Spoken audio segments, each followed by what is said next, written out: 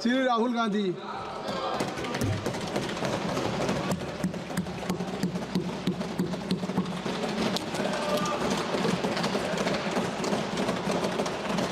Thank you, Speaker Sir, for letting me speak today on the Constitution. Speaker Sir, in my last few speeches, I spoke about the concept of Abhay Mudra, the concept of fearlessness,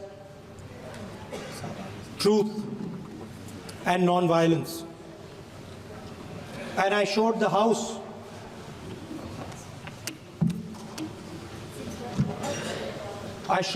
images of our different religions displaying this Abhay Mudra.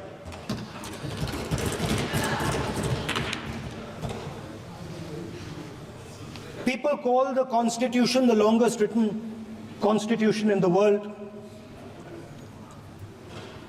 But the Constitution contains a set of ideas from one philosophy of our nation, one central philosophical set of ideas of our nation. When we look at the Constitution and we open the Constitution, we can hear the voice and the ideas of Ambedkar, of Mahatma Gandhi, of Jawaharlal Nehru. But where did those ideas come from? Those ideas came from an old, profound tradition in this country. Those ideas came from Shiva, from Guru Nanak, from Basavana, from Buddha, from Mahavir, from Kabir, from a list of people. So when we speak of the Constitution and we show the Constitution, of course it is a document of modern India, but it could never have been written without ancient India and her ideas. So when we look at this Constitution, we remember this list of people, all different variations on the same idea. And in front of us stand the people who follow a very different philosophical tradition. And I want to start my speech by quoting what the supreme leader, not of the BJP, but of the modern interpretation of the ideas of the RSS has to say about the Constitution of India and about how he thinks India should be run. The worst thing about the Constitution, the worst thing about the Constitution of India is that there is nothing Indian about it. Manusmriti is that scripture which is most worshipable after Vedas for our Hindu nation, and from which our ancient times have become the basis of our culture, customs, thought, and practice. This book, for centuries, has codified the spiritual and divine march of our nation. Today, Manusmriti is law. These are the words of Savarkar. Mr. Savarkar has clearly stated in his writings that there is nothing Indian about our Constitution. He has clearly stated that the book India is run by should be superseded by this book. And this is what the fight is about. Now, it's nice that all of you are so-called defending the Constitution. But I want to ask you, do you stand by your leader's words? Yes. Do you support your leader's words? Because when you speak in Parliament about protecting the Constitution, you are ridiculing Savarkar, you are abusing Savarkar, you are defaming Savarkar. I'd like to quote also in Hindi. Bharat के संविधान के बारे में सबसे बुरी बात तो यह है कि इसमें कुछ भी भारतीय नहीं है। भारत के संविधान के बारे में सबसे बुरी बात तो यह है कि इसमें कुछ भी भारतीय नहीं है। यह आपके नेता ने कहा था, जिसकी आप पूजा करते हैं। Speaker sir, I described in my first speech the idea of a battle taking place. I described the Mahabharata, described Kurukshetra. There is a battle taking place today in India. And on this side are the defenders of the idea of the Constitution. And from each state we have one. If you ask us Tamil Nadu, we will tell you Periyar. If you ask us Karnataka, we will say Basavana.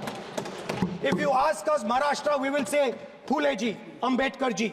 If you ask us Gujarat, we will say Mahatma Gandhi. आप speaker को You praise these people. You praise these people hesitatingly because you have to. But the truth is that you want India to be run the way it used to be run. जैसे हिंदुस्तान पहले चलाया जाता था, वैसे ही आप हिंदुस्तान को चलाना चाहते हो। मैं बता रहा हूं, आ रहा हूं। पेशेंस रखिए थोड़ी, इतना एक्साइटमेंट नहीं होना चाहिए। स्पीकर सर, जब मैं छोटा था दिल्ली में, स्पीकर सर, दिल्ली के चारों ओर जंगल हुआ करता था। जो आज यहां रहते हैं उनको ताजुब होगा कि एम्स के बिल्कुल बगल में जंगल शुरू होता था। जहां रेलवे म्यूजियम है वहां पे जंगल शुरू होता था। वैसे ही जंगल में, दोनों नॉर्थ और साउथ, वैसे ही जंगल में हजारों साल पहले एक युवा, 6-7 साल का युवा, हर रोज सुबह उठ के 4 बजे उठ के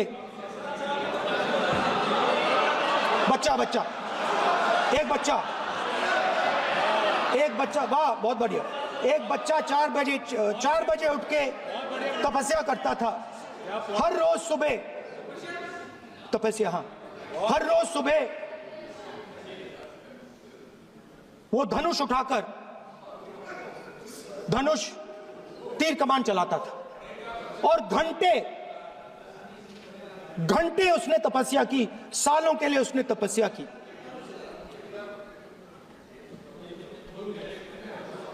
पास लोगों को पता लगने लगा कि लड़का है। यही तो आप नहीं समझ सकते हो, यही तो प्रॉब्लम है। धनुष में तपस्या है, मनरेगा के काम करने में तपस्या है। तपस्या का मतलब शरीर में गर्मी पैदा करना, समझिए। हाँ, तब का ये मतलब है, तपस्या का ये मतलब है। तो ये तपस्या कर रहा था, लोगों को पता लगा और वो गुरु के पास गया। लड़के का नाम एकलव्य था और वो गुरु के पास गया और उसने कहा, गुरु द्रोणाचार्य जी, मैं सालों से धनुष चलाना सीख रहा हूं। मैंने अपनी पूरी शक्ति इसमें डाली है।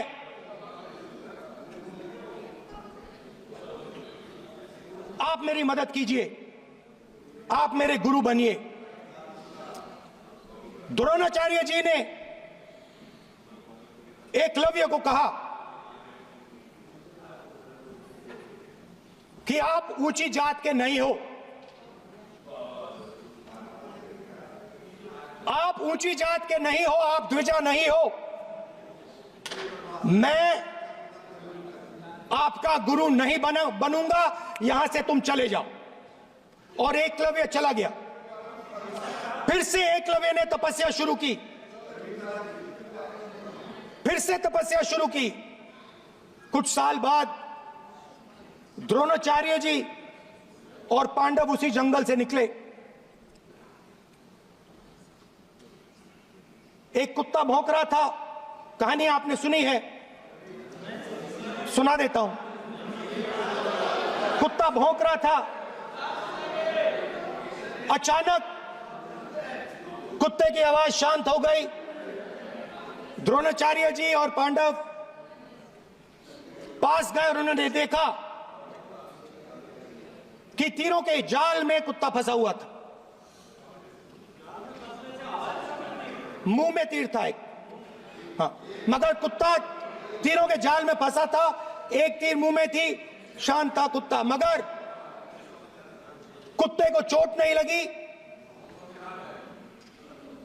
एकलव्य ने अहिंसा के साथ कुत्ते को शांत किया था। द्रोणाचार्य जी आते हैं और एकदम पूछते हैं, तुम्हें यह किसने सिखाया? एकलव्य जवाब देता है, द्रोणाचार्य जी,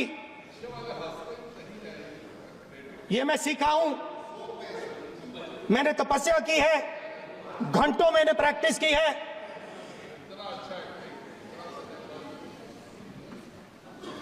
आपने मुझे गुरु बनने से मना किया था, तो मैंने एक मूर्ति, मट्टी की मूर्ति सामने रखी और मैंने प्रैक्टिस की और मैं सीखा। द्रोणाचार्य जी खुश नहीं हुए। द्रोणाचार्य जी ने एकदम कहा, तुम्हें मुझे गुरु दक्षिणा देनी है। नहीं नहीं, ये आपकी स्टोरी है, ये आपकी स्टोरी है। मेरी स्टोरी है कि द्रोणाचार्य ने पूछा।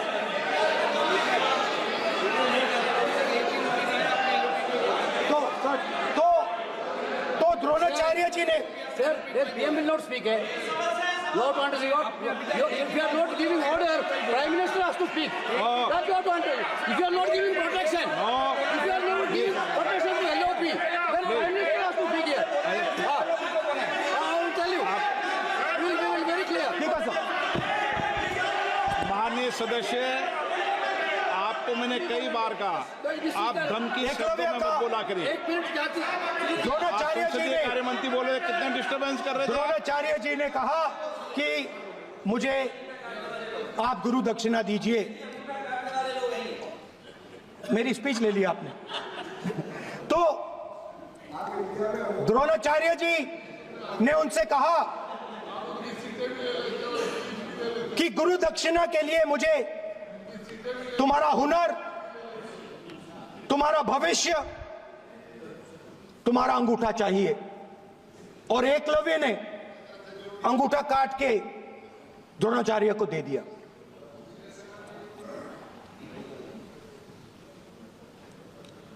यह अभय मुद्रा है। इसमें कॉन्फिडेंस, स्ट्रेंथ, निडरता कहां से आती है? हुनर से आती है, इस अंगूठे से आती है। ये लोग इसके खिलाफ हैं। जैसे द्रोणाचार्य जी ने एकलव्य का अंगूठा काटा, वैसे ही आप पूरे देश का अंगूठा काटने में लगे हुए हो।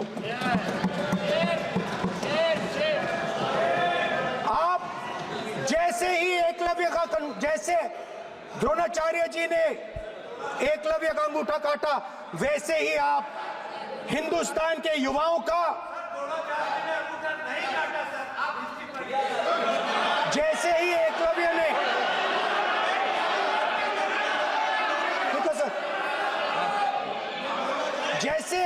जैसे एकलव्य का अंगूठा काटा गया, वैसे ही आप हिंदुस्तान के युवाओं का सबका अंगूठा काटते हो।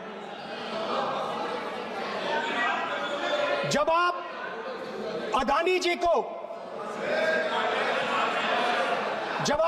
जी को धारावी देते हो, तो आप धारावी के जो एंटरप्रेन्योर्स हैं, जो स्मॉल एंड मीडियम बिजनेसेस हैं, उनका आप अंगूठा काटते हो। जब आप हिंदुस्तान के पोर्ट्स, एयरपोर्ट्स, डिफेंस इंडस्ट्री, ये सब जब आप अदानी को देते हो,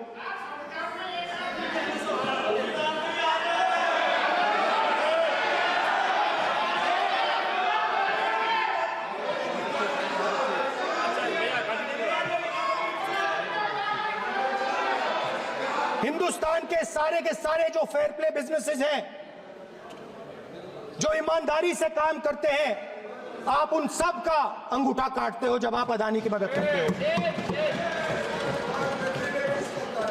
कॉन्स्टिट्यूशन में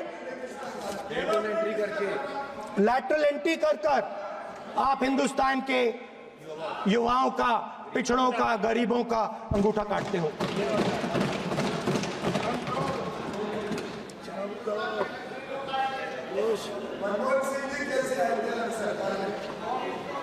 सर, स्पीकर सर, जैसे एकलव्य ने प्रैक्टिस की थी, वैसे ही हिंदुस्तान के युवा सुबह उठकर 4 बजे उठकर अलग अलग एग्जाम्स की तैयारी करते हैं। आपने देखा होगा,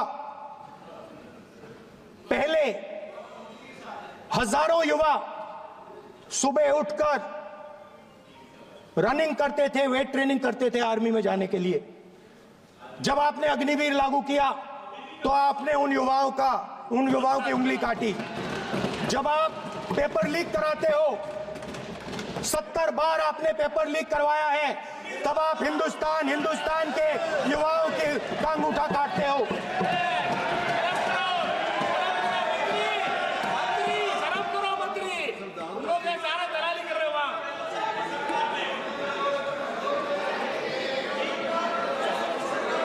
आज बाहर, दिल्ली के बाहर आपने किसानों पर टीयर गैस चलाया है, आपने किसानों पर लाठीचार्ज किया है।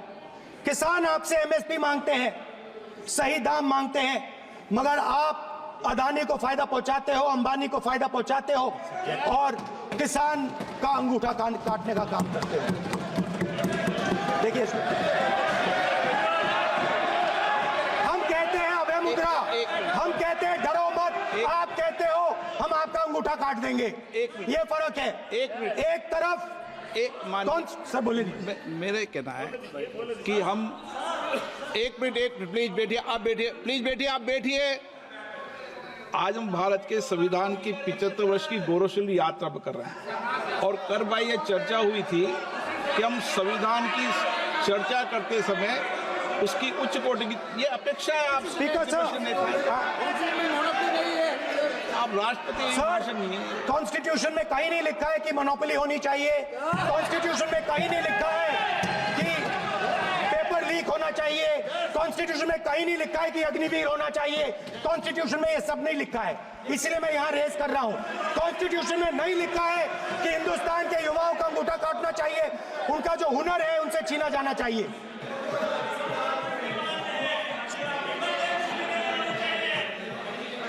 बैठे कर रहे हैं सर, 5 बजे अब भी बैठे करेंगे। अब कुछ नहीं बोलना है सबको। 5 बजे देखिएगा, 5 बजे देखिएगा क्या करते हैं। स्पीकर सर, मिलेगा। मैं कुछ दिन पहले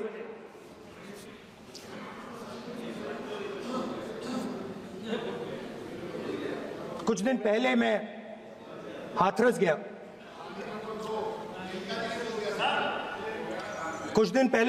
गया। हाथरस में 4 साल पहले एक लड़की का बलात्कार होता है। गैंग रेप होता है,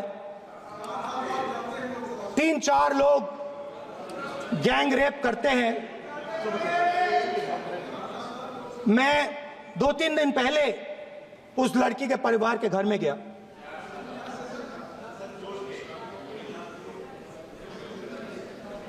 जिन्होंने गैंग रेप किया वो बाहर घूम रहे हैं और लड़की का परिवार अपने घर में बंद है। लड़की का परिवार बाहर नहीं जा सकता है। जो अपराधी हैं वो उनको रोज धमकाते हैं और वो बाहर घूमते हैं।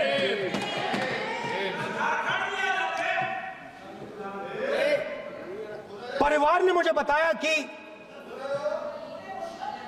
बेटी का जो अंतिम संस्कार था वो भी नहीं करने दिया और चीफ मिनिस्टर ने इसके बारे में खुलकर मीडिया में झूठ बोला है। ये कॉन्स्टिट्यूशन में कहां लिखा है? ये कॉन्स्टिट्यूशन में कहां लिखा है कि जो बलात्कार करते हैं वो बाहर रहे और जिसका रेप हुआ है, जिसके परिवार, उस परिवार को बंद कर दिया जाए? कहां लिखा है कॉन्स्टिट्यूशन में? ये आपकी किताब में लिखा हुआ है, मनुस्मृति में लिखा है, मगर कॉन्स्टिट्यूशन में नहीं लिखा। और अगर आप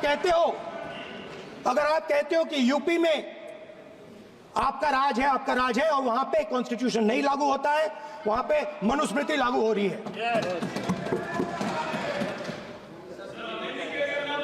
परिवार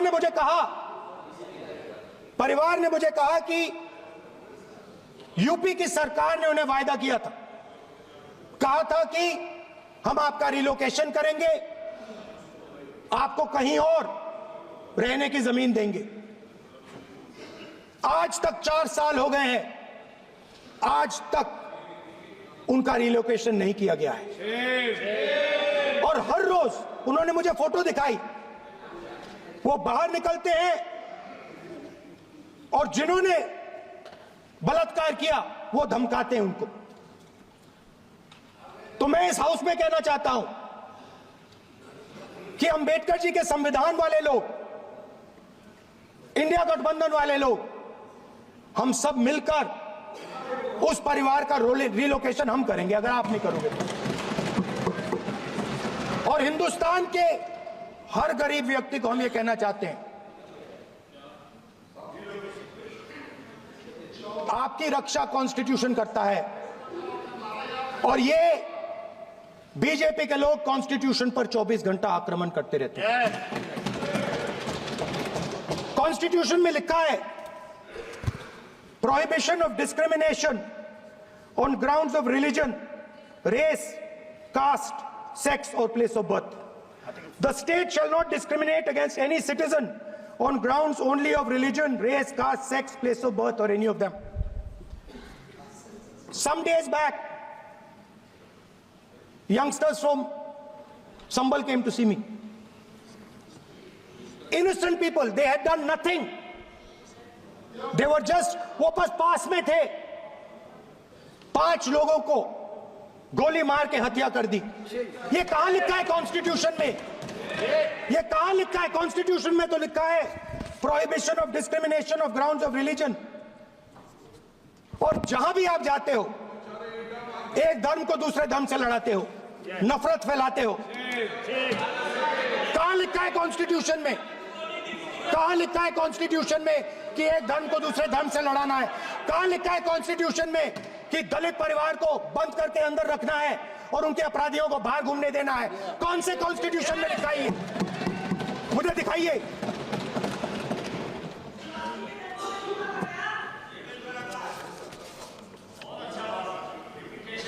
स्पीकर साहब,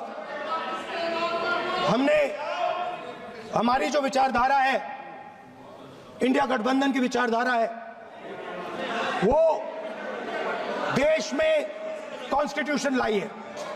हम सब मिलकर कॉन्स्टिट्यूशन की रक्षा करते हैं। अंबेडकर जी ने कहा था, if there is political equality but no social and economic equality, political equality will be destroyed. ये अंबेडकर जी के शब्द हैं और आज ये बात सबके सामने है। पॉलिटिकल इक्वालिटी जो थी वो खत्म हो गई है। हिंदुस्तान के सारे इंस्टीट्यूशंस कैप्चर कर लिए गए हैं।